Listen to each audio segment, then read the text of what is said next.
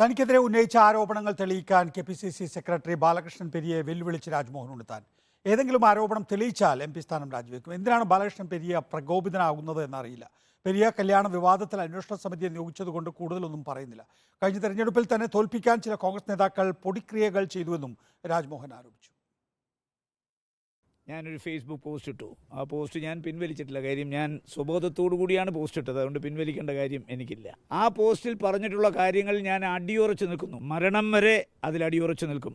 ഈ അയാൾ ഇട്ട ഫേസ്ബുക്ക് പോസ്റ്റിലെ ഏതെങ്കിലും ഒരു ആരോപണം അയാൾ തെളിയിച്ചാൽ പിന്നെ കോൺഗ്രസ് പാർട്ടിയിൽ രാജ്മോഹൻ ഉണ്ണിത്താന് തുടരാൻ അർഹതയില്ല, യോഗ്യതയില്ല. ഞാൻ ആ നിമിഷം കോൺഗ്രസിന്റെ പ്രാഥമിക അംഗത്വം രാജിവെക്കും. അയാൾ തെളിയിക്കുന്നത് ഇലക്ഷന്റെ റിസൾട്ട് വന്നിട്ട് ഞാൻ MP ആയതിനു ശേഷമാണെങ്കിൽ ഞാൻ MP സ്ഥാനം രാജിവെച്ചിരിക്കും.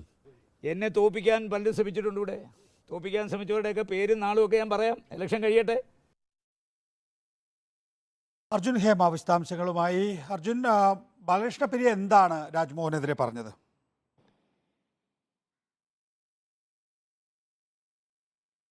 നികേഷ്, ഈ സംഭവങ്ങൾ ഉടലെടുക്കുന്നത് ശരിക്കും പറഞ്ഞാൽ ഈ പെരിയ ഇരട്ട കൊലപാതകത്തിലെ 13ാം പ്രതിയുടെ മകന്റെ വിവാഹ ചടങ്ങിൽ ഈ കോൺഗ്രസ് നേതാക്കൾ പങ്കെടുത്തു എന്നുള്ള ഒരു ആരോപണവും അതുപോലെ തന്നെ അതുമായി ബന്ധപ്പെട്ടുകൊണ്ടുള്ള ഒരു സംഭവമാണ് ഇത്തരത്തിലുള്ളൊരു ഈ രാജ്മോഹൻ ഉണ്ണിത്താനും പെരിയ ബാലകൃഷ്ണനും തമ്മിലുള്ള ഒരു പോരിലേക്ക് മുറുകുന്ന സാഹചര്യം ഉണ്ടായിരുന്നത്. അന്ന് ആ കോൺഗ്രസ് നേതാക്കൾ ആ വിവാഹ ചടങ്ങിൽ പങ്കെടുക്കുന്നതുമായി ബന്ധപ്പെട്ടുകൊണ്ട് രാജ്മോഹൻ ഉണ്ണിത്താൻ ഫേസ്ബുക്ക് പോസ്റ്റ് ഇട്ടിരുന്നു. അതിൽ പ്രധാനമായും രാജ്മോഹൻ ഉണ്ണിത്താൻ പറയുന്ന വിമർശനം എന്ന് പറയുന്നത് രക്തസാക്ഷികളുടെ മനസ്സിനെ വേദനിപ്പിച്ചവർക്ക് മാപ്പില്ല എന്നായിരുന്നു പറഞ്ഞിട്ടുണ്ടായിരുന്നത്. തുടർന്ന് ഈ അന്ന് ആ രാജ്മോഹൻ ഉണ്ണിത്താൻ പേര് പോലും എടുത്ത് പറയാതെയായിരുന്നു അത്തരത്തിലുള്ള ഒരു വിമർശനം ഉന്നയിച്ചത്. തുടർന്ന് ബാലകൃഷ്ണൻ പെരിയ ഒരു ഫേസ്ബുക്ക് പോസ്റ്റ് ഇടുന്നു. അത് രാജ്മോഹൻ ഉണ്ണിത്താനെ വിമർശിച്ചുകൊണ്ടായിരുന്നു.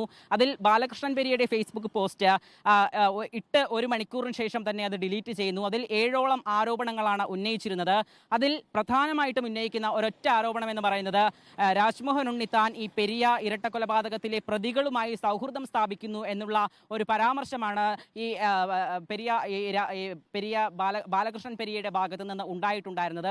അത് വലിയൊരു രീതിയിലുള്ള വിമർശനമുണ്ടായി, വലിയ വിവാദങ്ങൾക്ക് ചുവടുവയ്ക്കുകയായിരുന്നു.